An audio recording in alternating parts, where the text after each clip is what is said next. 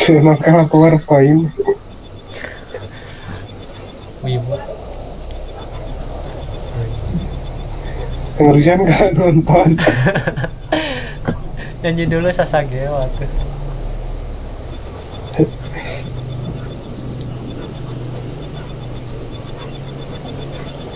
Kedengeran? Kan Enggak belum. Oh Belum. ini teh selid. Kirain mau nonton. Oh, ya udah dimulai aja ya. ya. Kami dari kelompok 7 mau presentasi tentang materi model spiral. Anggotanya ada Eka, Nadia, Wah mantap mantap. aku sendiri.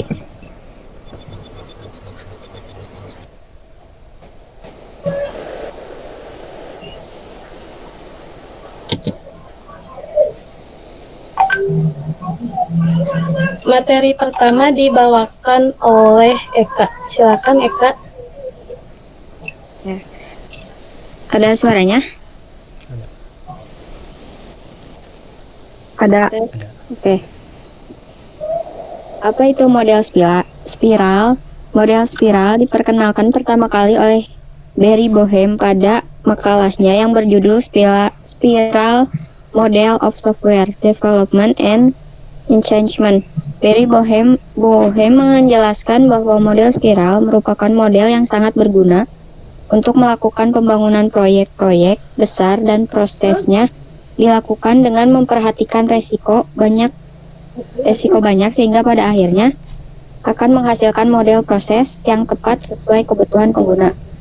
Model spiral juga merupakan penggabungan dari model prototype dan model waterfall. Model spiral menekankan pada analisa resiko setiap tahapannya. Fungsi model spiral adalah untuk melakukan perubahan, penambahan, dan pengembangan perangkat lunak dengan memaksimalkan aspek kecepatan berdasarkan keinginan dan kebutuhan penggunanya.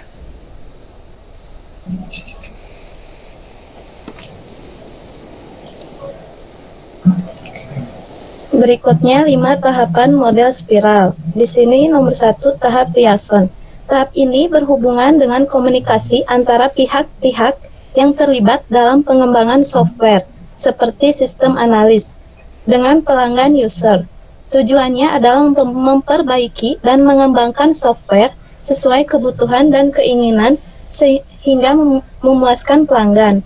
2. Tahap planning. Tahap perancangan meliputi estimasi biaya yang digunakan batas waktu, pengaturan jadwal, identifikasi lingkungan kerja, sumber-sumber informasi untuk melakukan iterasi atau teknik perulangan. Hasil dari tahapan ini adalah dokumen spesifikasi kebutuhan sistem dan bisnis. 3. Tahap analis risiko. Tahap analis risiko berfungsi untuk mengidentifikasi risiko yang berpotensi akan menjadi dan menghasilkan solusi alternatif. Sebelumnya di sini aku mau ngejelasin gambar yang ini. Ini adalah ilustrasi gambar mengenai model spiral. Bentuknya seperti lingkaran.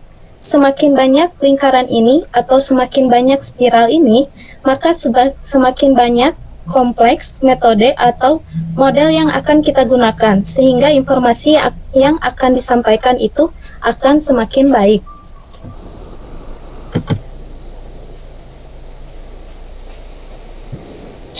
Empat, tahapan rekayasa.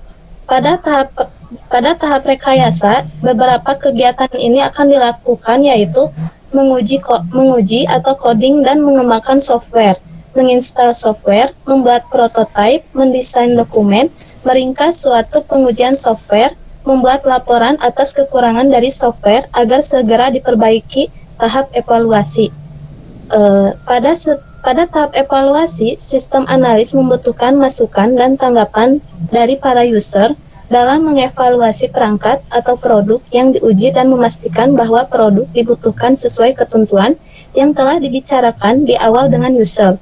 Sistem analis memastikan pelanggan puas dengan produk yang akan dihasilkan untuk menjawab persoalan bisnis mereka.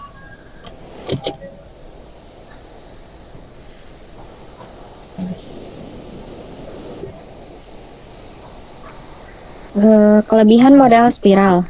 Yang pertama, setiap tahap pengerjaan dibuat oleh prototyping, sehingga kekurangan dan apa yang diharapkan oleh user dapat diperjelas dan juga dapat menjadi acuan untuk user dalam mencari kekurangan kebutuhan. Yang kedua, lebih cocok untuk mengembangkan sistem dan perangkat lunak skala besar. Lalu kelebihannya juga dapat disesuaikan agar perangkat lunak bisa dipakai selama hidup perangkat lunak komputer.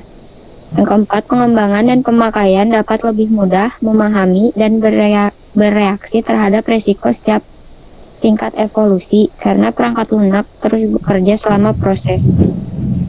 Yang kelima, menggunakan prototipe sebagai mekanisme pengurangan risiko dan pada setiap keadaan di dalam evolusi produk. Yang keenam, tetap mengikuti langkah-langkah dalam siklus kehidupan klasik dan memasukkannya ke dalam kerangka kerja iteratif. Yang ketujuh, membutuhkan pertimbangan langsung terhadap risiko teknis sehingga mengurangi risiko sebelum menjadi permasalahan yang serius.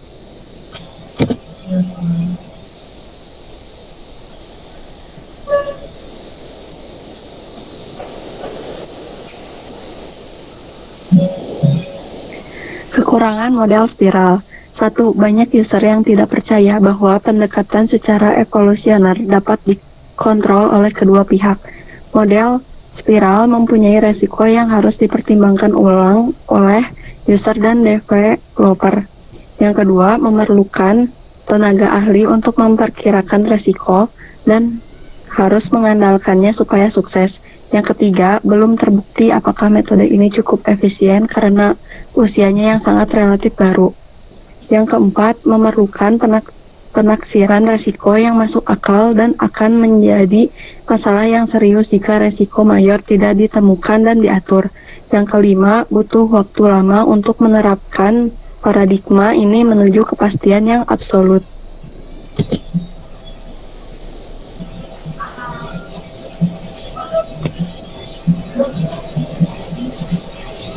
Hal-hal yang harus diketahui sebelum menggunakan model spiral.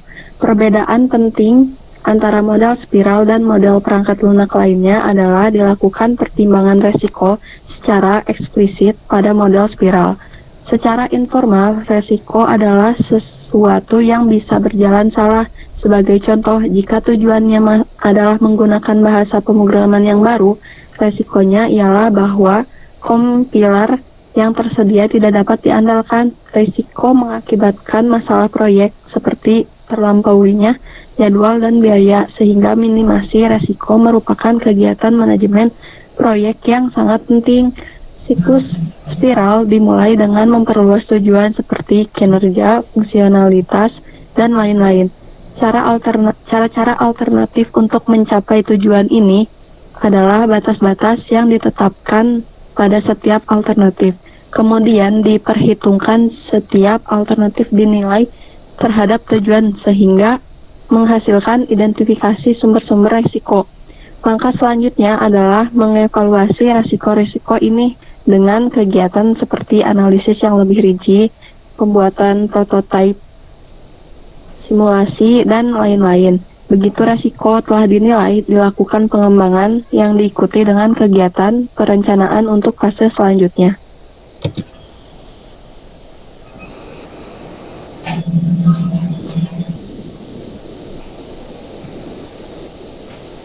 Kesimpulannya, jadi model spiral merupakan penggabungan dari model prototype dan model waterfall. Model prototyping yang fokus pada penyajian atau presentasi kepada user dengan format input dan output. Kemudian, perangkat lunak akan dievaluasi. Metode waterfall yang fokus kepada proses pengembangan perangkat lunak yang sistematis atau berurutan. Pada model spiral ini menekankan pada analisa risiko pada setiap tahapannya.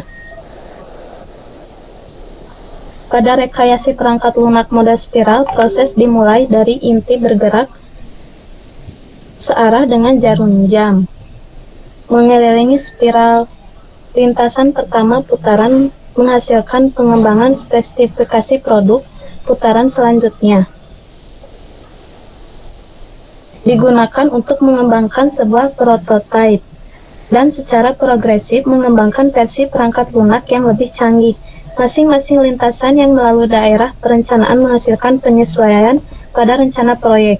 Biaya dan jadwal disesuaikan berdasarkan umpan balik yang disimpulkan dari evaluasi pelanggan. Manajer proyek akan menambah jumlah iterasi sesuai dengan yang dibutuhkan.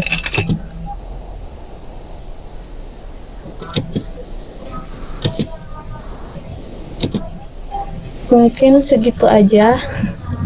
Barangkali ada yang mau bertanya, dipersilakan.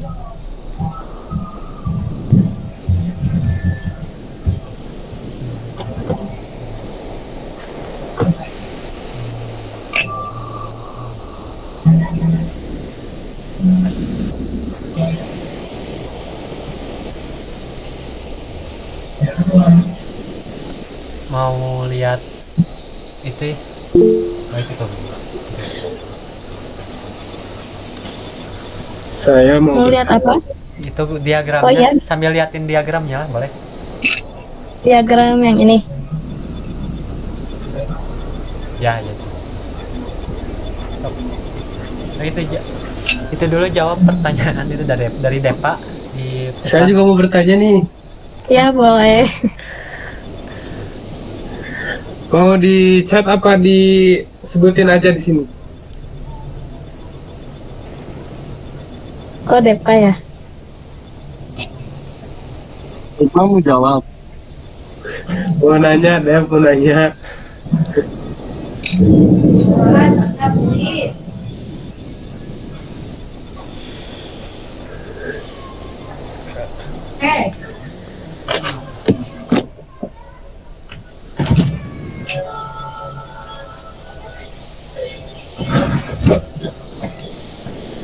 Eka sama Nadia barangkali ada yang mau jawab pertanyaan Depa.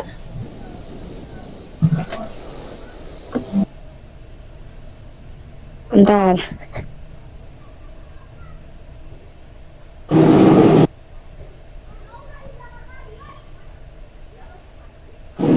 Sabar Tasya, kayaknya lagi loading.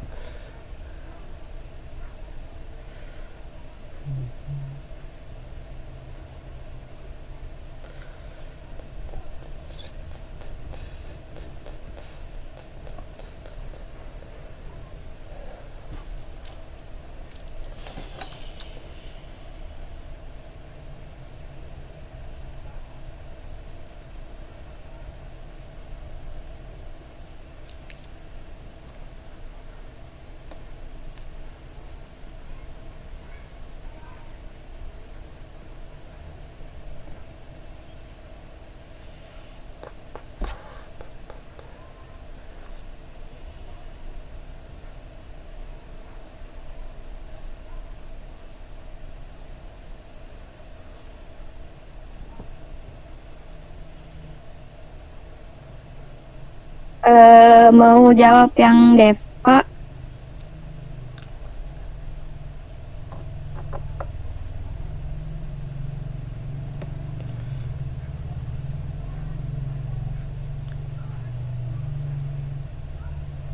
Model spiral itu digunakan ketika memiliki proyek dengan resiko sedang hingga tinggi, komitmen proyek jangka panjang karena potensi perubahan pada prioritas ekonomi dalam perubahan waktu. Ya deh Pak. Oke, thank you.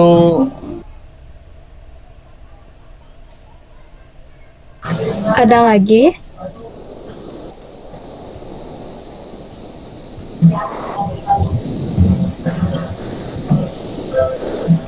Saya mau bertanya. Ya, boleh. Coba berikan contoh yang secara efisien mengenai penggabungan prototipe dan model waterfall.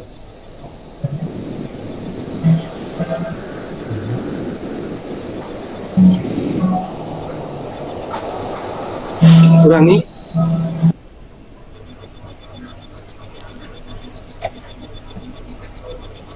Tolong diketik aja tuh Itmam. Boleh.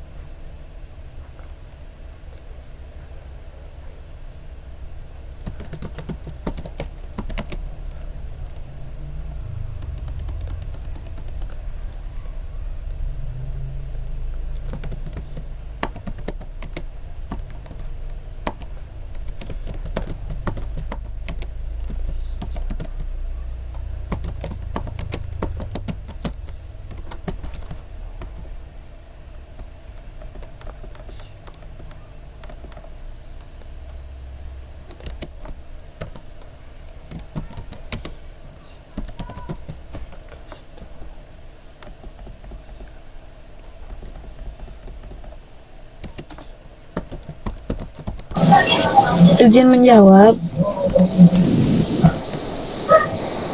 Ada pertanyaan dari Itman.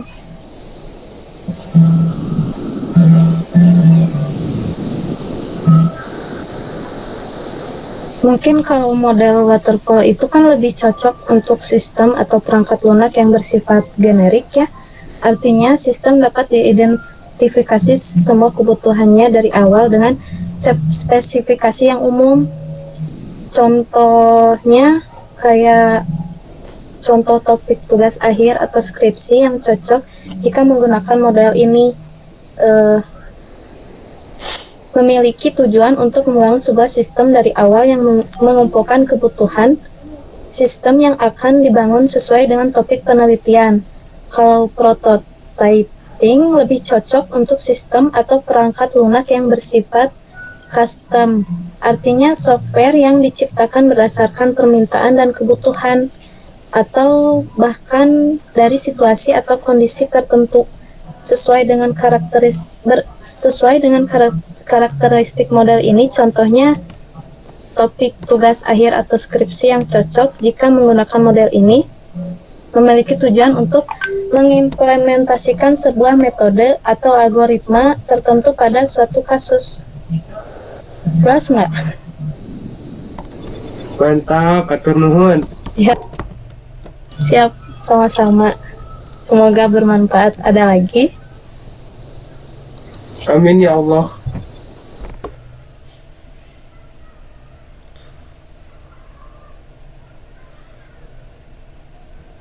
Kang Rosyan mau nanya, tadi teh pengen liatin diagram. Ya itu ada di pesan.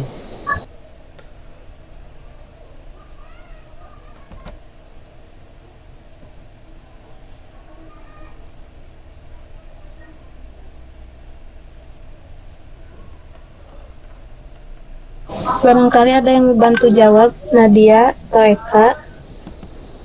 Itu aku masih bingung. Kan spiral itu tujuan kelebihannya itu bisa lebih mengetahui gitu prototipenya itu apa ya, lebih tahu gitu ya resiko-resikonya itu. Nah ini tuh pertanyaannya tuh bagaimana menganalisis resiko gitu ke depannya gitu dengan cara dia pencegahan mungkin ya, sedangkan belum dijalanin gitu. Aku nggak paham ya tuh. Kan kalau prototipe tuh dia perbaikan resikonya itu setelah resiko tuh komplain gitu ya, termasuk dari customer itu setelah dijalanin kan, setelah setelah setelah proses baru dari feedback customer memberi masukan perbaikan gitu kan, itu sih.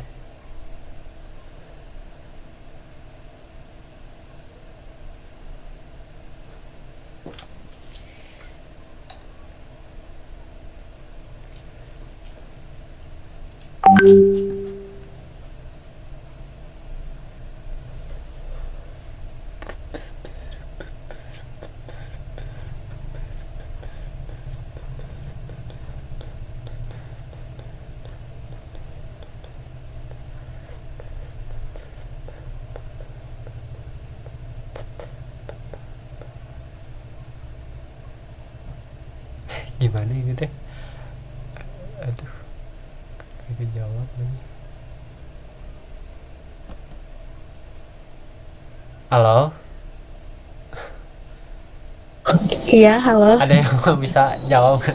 Kalau nggak bisa pun nggak apa-apa sih, Ini pertanyaan saran aja. kan kelompok kita teh masih belajar juga ya mengandalkan sumber-sumber tertentu.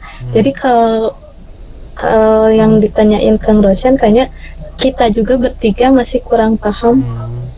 Tapi mungkin ini mah eh, mungkin hanya apa si ini teh resiko-resikonya itu kan kata tadi teh mungkin apa ini teh teori baru ya, betul nggak sih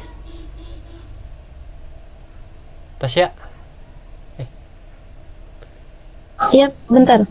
Kalau nggak salah baru ya, mungkin dia belajar menganalisis resikonya tuh dari setelahnya mungkin, ya setelahnya, sebelumnya project-project sebelumnya mungkin, atau gimana tuh.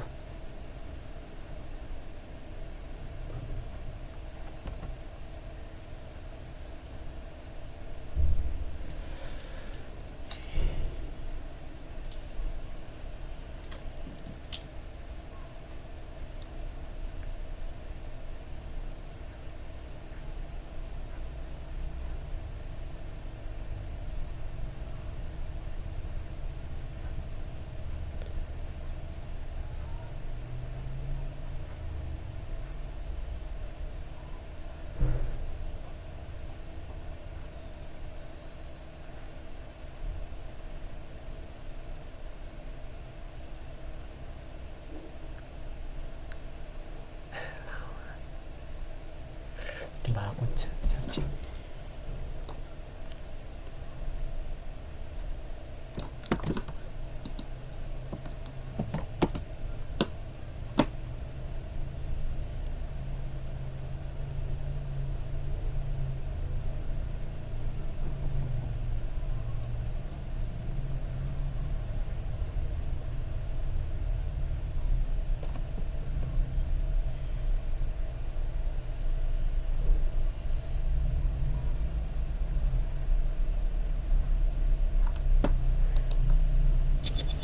Halo. Aduh, kumaha ini.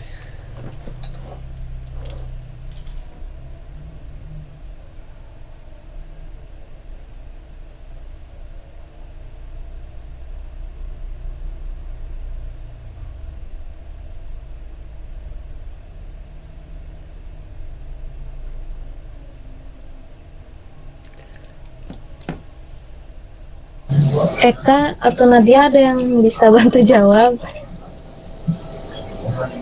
Halo.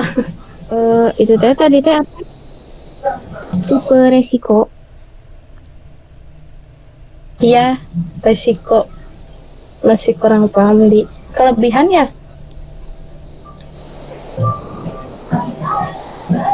Nadia nggak kedengaran suaranya.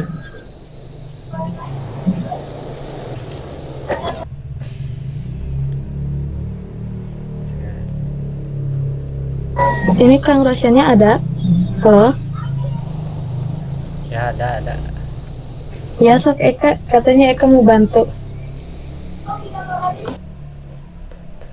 Eka atau Nadia boleh lah, siapa aja.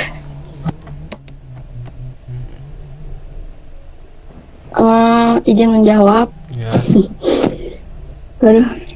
Untuk keperluan identifikasi dan mengelola resiko yang bias menyebabkan sebuah pengembangan melalui batas waktu dan daya yang sudah dialokasikan, maka perlu identifikasi 3 type resiko yang ada, yaitu resiko yang disebabkan karena kesulitan melakukan estimasi, terus resiko yang disebabkan karena asumsi yang dibuat selama proses perencanaan. Terus yang ketiga, resiko yang disebabkan adanya event yang tidak terlihat atau tidak direncanakan. Jelas? Oh iya ya, udah sangat jelas.